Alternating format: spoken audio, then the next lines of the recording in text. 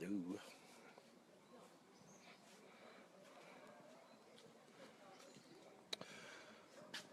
Okay, folks, I'm gonna get started. Nobody's on, but everybody can watch this later, right? So before I get started, I always do a good job of telling you guys where I am. And for those who don't know, I'm in the beautiful or on the beautiful island of Martinique, which is in the Caribbean. It's in between Dominica and I don't really know, Barbados or something like that, but it's I'll have to put up a map at some point in time. But my parents live here, and I came here. My dad just had some surgery, so he's a little weak. My mother, my parents are in their 80s, so my mother's always working as hard as she was as when I was a kid. She needs some rest. So I just came here to kind of lend a little bit of help, as well as to help them kind of get their house organized to sell so they can come back to the States where all their children and grandchildren are so that we can help them. They really don't have too much help here, so uh, there are worse places for me to have to go and help them. So it is nice here. But let me just say this. I'm just going to paint a picture. Imagine going into your closet and getting your sheepskin coat, putting some long johns underneath there and a couple layers of clothes, getting your warmest socks on, and then climbing into the butt of a dragon that has heartburn. That's where I am in terms of the heat, all right, in terms of how hot I am. It's cool right now. It's come down because we're later in the day, but yeah, not a joke, people, not a joke. Hot as hell. Uh, the kind of place you want to pretty much live at the beach, and when you're at the beach here, you are in utopia. Um, but right now, I haven't gotten to the beach part yet. I'm still in the helping phase, so we'll get there eventually. So, just giving you a heads up. But before I get started, let me give you a quick look at where I am. This is my parents' home. I'll kind of take you upstairs. I'm on the ground level here, and this is their garden. Can I turn this around? This is the back of their house. I am not going down there, by the way, but there is every possible thing you can think of. See this? They're growing avocados in their backyard. They're growing papayas. They're growing aloe. What is over here? These are oranges, and yeah, in the island, the oranges are green. They're not orange like we seem to get in our supermarkets. And there's a whole bunch of other stuff down there. I mean, they've got chocolate or cocoa beans and uh, soursop. I don't know how you say that. That's, just a bunch of stuff. Anyway, just thought I'd share this. So let's make our way back up stairs. This is Mimi. My father is very much a cat person. I am not. But even growing up, he loved cats. They do have another bedroom down here, which they built. And this is a pretty large veranda that they have where they do some entertaining at times. It's the driveway to their home. The house is kind of like a bungalow style. That's the upper veranda, if you will. Little car, which my father should not be driving, but he insists on driving nonetheless. And anyway, okay.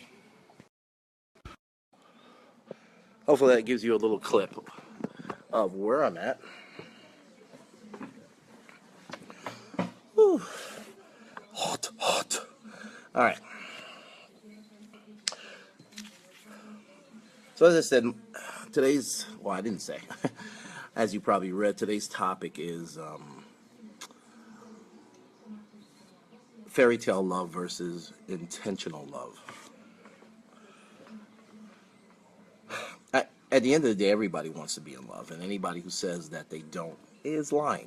I mean, they're lying. I mean, I think some of us try to put on a big boy shield and say, I don't mean nothing to me, but that's a lie. At the end of the day, everybody wants to know what love is. The issue is that we all have different definitions of what we believe love is, and there's some of us who I believe live in the world of fairy tale love versus intentional love. And from my standpoint, I think it's important to know what the differences are. And I think the longer we don't know, the longer we get ourselves into trouble. And we go through a series of bad relationships. And sometimes we go into bad relationships not so much because of the other person, but because of us, because we went into it with the wrong expectation of what we believe love to be. Some of that is just immaturity. And I think as you live a little longer, don't get me wrong, some younger people get it earlier, but I think most of us kind of pick up on it later in life. We look back and we see our errors and things, of how we potentially did things the wrong way and where we could have probably did things better. So I just want to talk a little bit about that. Let's start with a definition of what, at least in my mind, fairy tale love is. And in my mind, obviously, there's been no independent study done here, so I'm just giving you the world according to Chris. I think the majority of the world deals in fairy tale love. That's just my opinion. And my opinion, I think, is supported by 50%, 55% of divorce rates. And even before marriage, a lot of relationships that just never seem to become cohesive because people always seem to be on the wrong page. So, fairy tale love, in my opinion, is that love that we have grown accustomed through TV, through media, through movies, through reality shows, whatever you want to say. There's that, that feeling that makes us feel all warm and cozy when we see certain scenes and like, yes, that's what I want. That's what I want. That's the kind of love that I want. That shit ain't real. That's not real. It's not real life. I always laugh when I pull up Facebook and I see somebody puts up a meme, and the meme has a picture of, it could be Jay-Z and Beyonce, and Jay-Z and Beyonce are flying off to Spain, or he just bought her some Bentley or something like that, and people are like, you know what? See, that's the kind of man I want. Really? You really think that's reality? Now, don't get me wrong. For those who can do that, that's awesome. And I would argue and say that most people who had the resources to do that type of stuff would do it. You know why? Because it's easy to do. If I have the money to do it, it's extremely easy to do. That's not real though. And the thing is, people will promote memes like that and don't understand that when you are promoting memes like that, you are almost stepping on the guy who works extra hours just so he could afford the $50 dinner that he took you to. And all of a sudden that is less than the guy who spent hundreds of dollars on a purse for somebody. Let me tell you about the guy who spends hundreds of dollars on a purse for you. And you feel so great and you call all your girlfriends. What's a $500 purse to somebody who makes $200,000 a year? You really think that's a step out of the box for him? You really think that that was a sacrifice for him? But for the guy who makes an hourly wage and had to work extra hours to get you a $50 gift, that's a huge hit to his pocket. Unfortunately, that's not how we look at things. Now, I'm not just targeting women. I think guys do the same thing. I think we're quick to talk about the showpiece girl, the girl with the bad body and the beautiful this and the beautiful that, and she potentially has no value beyond that. And then the woman who sacrificed everything, maybe she didn't go to school so that she could support you in what you do. Maybe she is your spine when you don't have one. Maybe she's the one who was there when you were sick. Remember when you were in that car accident? She's the one who mended you back to health. And we don't put the same level of value into that, because guys too can have a fairy tale mindset as to what is important. I want my woman to look a certain way. I want her to act a certain way. And when she doesn't do that, she has no value. So I'm just trying to frame a mindset that I think that a lot of us have today that falls inside a fairy tale. It falls into this realm of people have to look, act, and be the way we have been taught they should look, act, and be. And when they act or look outside of that parameter, they're disposable. or they are no longer attractive to us. And don't get me wrong, I've fallen into this too, but you've got to be able to push through that, right? And you got to be able to say, well, I know that ain't real.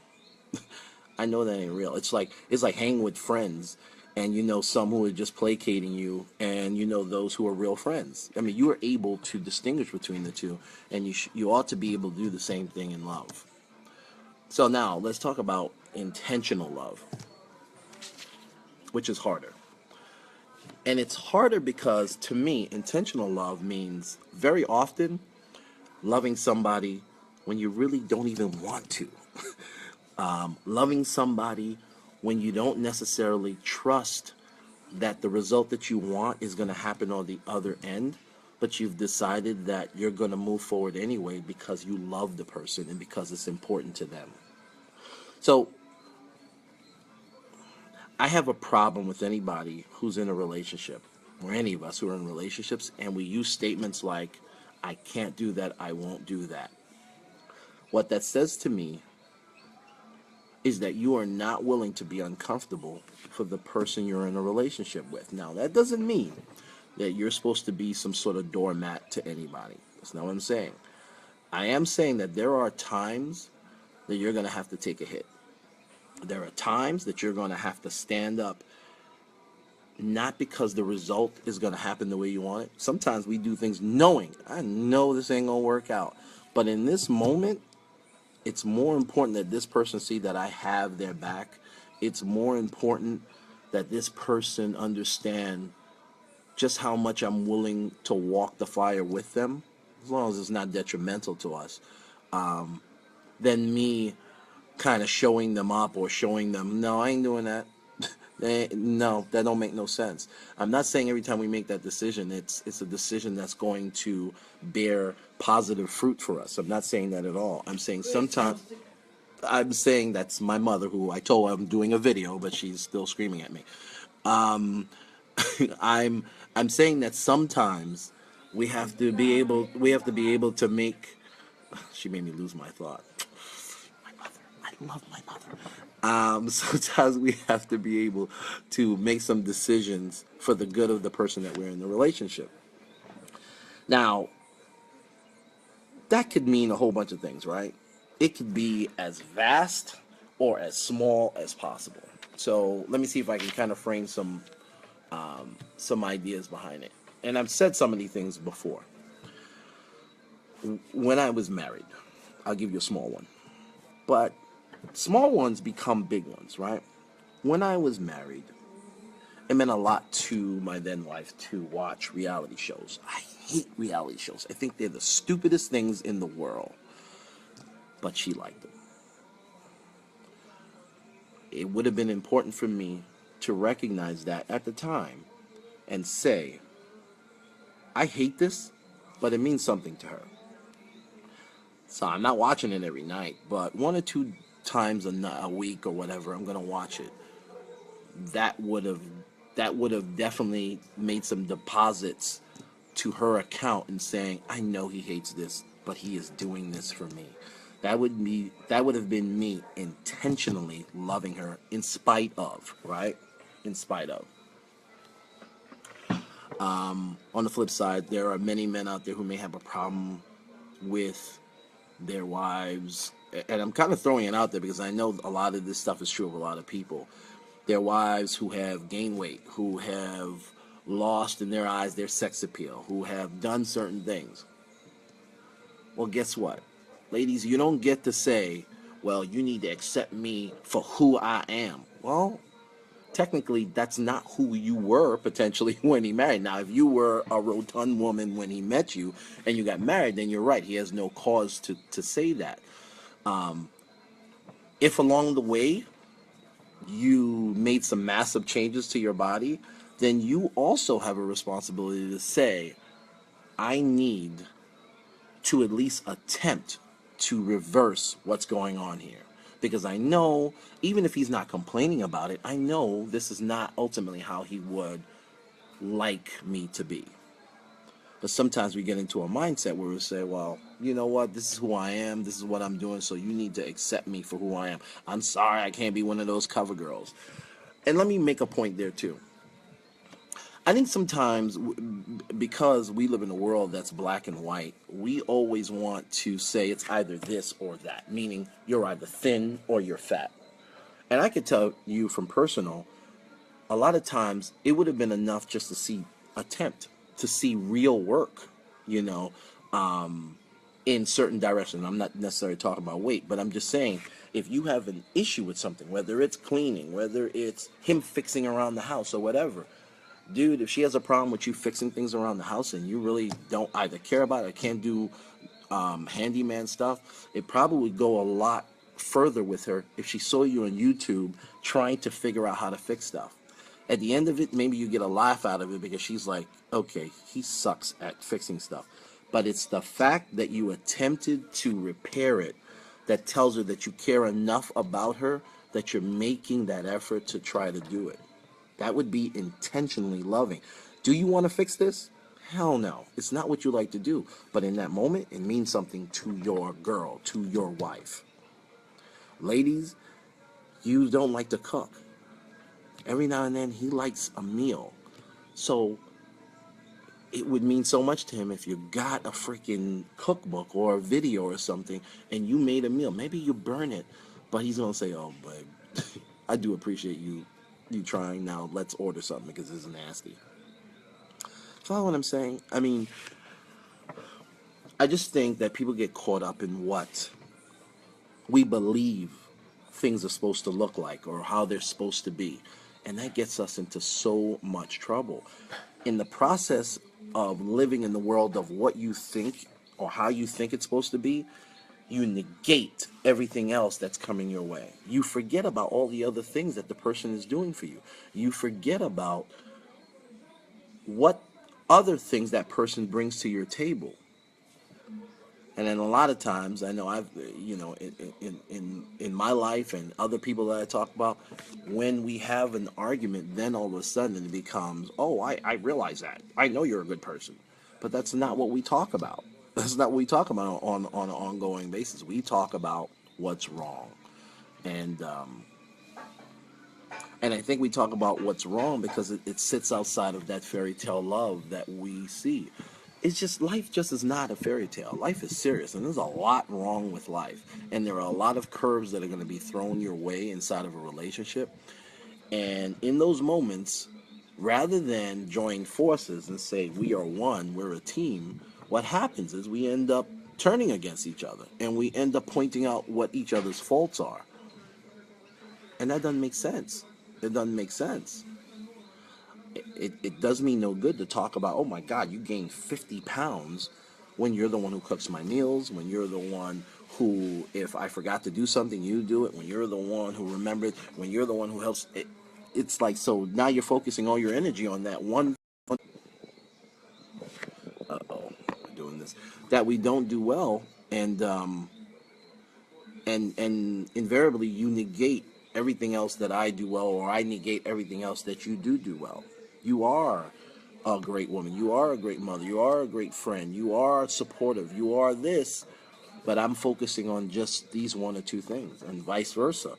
You spend so much time talking about all the things that you believe that I don't do well, which in the grand scheme of things are very small, but then the other things that maybe other women might say, at least you got that. I don't think you understand how lucky you are. You know what I mean? It's just a matter of keeping things in perspective as to what's important. So, again, the conversation is fairy tale love versus intentional love. I mean, take some stock in your previous relationships and take some stock in your existing relationship. It goes without saying that intentional love takes work. Intentional love often has to happen without the benefit of knowing that you're going to get it in return. And I think that's what makes it difficult, because you got to kind of make yourself vulnerable. You got to throw yourself out there, and you got to say, I'm going to do this for this person without knowing whether or not he or she is going to send it back. Here's what I'm saying to you, though. If you're not willing to do that for the person that you're with, you shouldn't be with that person. We shouldn't even be having a conversation about love. If you're with somebody and you're not willing to be intentional in your actions, in your words, and that's really what I'm talking about. Don't just focus on actions. It could be words, it could be saying the right thing in the right moment, even if you don't feel it. And I'm being honest here. And I had a recent conversation where people say that's manipulative. When in your life has manipulation never been a part of what you do? It's a part of you being a parent. It's a part of you being a worker. It's a part of everything you do. Now you can choose to look at manipulation in a positive way or in a negative way. And I'm not saying that you can't use it in a negative way. But there have been times I've had to motivate my kids. And no, do I think they're great at what they're doing? Not so much, but I'm not going to tell them that because I don't want them to stop trying. I don't want them to be all that they can be. I don't want them to think my dad thinks less of me, therefore I think less of me. So the same is true in a relationship. Sometimes we have to use words as motivators, even if we don't feel that. But I don't need to feel it if in my heart I love you enough to say, I believe that anything is possible. And I believe that you can turn it around if you actually put your energy into it. What may hold me back sometimes is I may be with somebody that I don't believe is willing to put the energy behind it. So my second guessing is not so much about that person, but about what they have shown me in terms of what they're willing to put forth. And if that has something to do with me, it's like, well, I just realized that when it comes to me, there's not going to be 100% energy put towards it. Then that impacts how I filter into that person. I'm not saying that's right. I shouldn't. I'm just saying it's difficult to keep pushing forward when you feel that somebody is not giving you 100%, or that their concern for how you feel about the situation is not 100%. But if we're going to be in relationships that we say we love this person, you got to walk out on faith. You got to be willing to say, okay, to this point, this person hasn't done this at all for me. This person hasn't showed this at all for me. But my commitment is in the person in our relationship. Therefore, we ride or die. We just gonna blow up in a ball of fire together. But I can't walk away from you now, because the minute I say that I don't believe in you and I don't think this is going to work and I don't think you're ever going to do this, if you truly be, that's the moment you got to walk away from somebody. Because unbeknownst to you, you've just made an emotional, internal decision that you ain't worth it. You're not worth it for me to put that kind of energy into. And in case you don't know, that's the beginning of the end. Once you get to a point where you ain't willing to fight for each other, uh, it's all downhill from there. It's all downhill. But on the flip side, if you're saying, this is the man I want to be with, this is the woman I want to be with, then you can't say things like, no, I ain't doing that. I ain't doing that. Let me tell you something. Get your friends out of your ears. Get TV out of your head. Get all that stuff. Get all that information, negative information that is getting inside your relationship out. Because guess what? When stuff blows up, none of that stuff is going to be part of your decision making. None of that stuff is going to be part of your heartache. You got to make decisions that's right for you. You got to make decisions that's absolutely right for you in your relationship. And again, I say, if you have made a decision that this person is for you, then you can't say things like that. Now, does that mean you got to bend over and do every single thing that this person wants? That's not what I'm saying either. I'm saying if you're in a relationship and you are intentionally loving someone, then you will do your part. You will meet them halfway, and halfway usually means that you still have to sacrifice something. It usually means that you got to change something. But as long as you're doing it with this mindset of, I'm doing this because I love this person, then it'll help you make those decisions. And again, I'm warning you, you won't always want to do it. And sometimes it'll take prayer. Sometimes it'll take some quiet time for you to talk to yourself. But that's what it should take. Because you got to understand that everything about life is cause and effect. If I come to you and you're my woman, and I say to you, I'm dying a slow death in this, you could either blow me off and say whatever, or you could say, I can't have that. I can't have you die a slow death. Now, if you blow me off, right then and there, I already know where we are with one another. I already know what I mean to you, because that was my form of screaming for help, and you said whatever. Or, I've got a friend of mine who, I may have mentioned this before, who had said something similar to his wife at the time, and she said, then we gotta make some changes. We gotta do whatever it takes to make you happy, because I can't have you unhappy. That's what I mean by intentional love. Now, understand, when she made that decision, she knew she was impacting her life. Things were going to change in her life. But she made a decision as to what was more important, the life that she was leading, or her husband or her boyfriend in that moment. And that's what I'm saying. When we're doing intentional loving, you got to make a choice. You got to sacrifice some stuff, but only do it for the people who are deserving of it. And yes, just because somebody is your husband doesn't always mean that they're deserving. Just because somebody's your wife doesn't mean they're always deserving. But that's a whole nother discussion, because we shouldn't be marrying people who are not deserving of those types of decisions.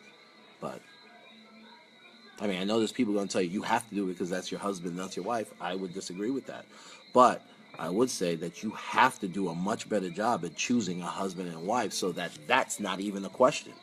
You know, you've done the work on the front end, so it's a no-brainer if your wife comes to you and she is bogged down. Let me tell you something. You know how many wives complain about the fact that they come home from work and they got to deal with the kids. They got to clean. They got to get the kids' stuff ready tomorrow. They got to do stuff like that. You know how many wives are complaining to their husbands about that? And the husbands are sitting down and watching TV? Husbands, you are not intentionally loving your wife, because if you were listening to her, it wouldn't be no question that you would get up and do your part. It would be no question that you would get up and say, babe, you know what? Why don't I take the kids, get them washed up, I'll help them with the homework, you get dinner ready. Because we're in this together. We're in this together. When the husband does not do that, the woman immediately feels that she's on her own and that he doesn't give a crap about her. That's what I'm talking about. It happens on both sides of the table. And I know there's probably a lot of wives and mothers and things like that can resonate with that. But it's just tending to the needs of the people that we care about. And yeah, that's going to take that you can't watch your favorite basketball game. It's going to take that you can't watch your favorite show. You can't. But when you do that, the message it sends to the person who is your love is, I know how much he loves watching that game. The fact that he dropped what he was doing to help me because I am drowning here is a humongous deposit.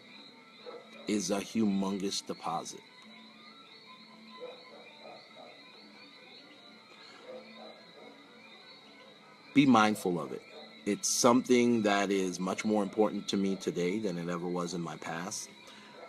I'm talking about, I guess, loving intentionally in relationships, but the same applies.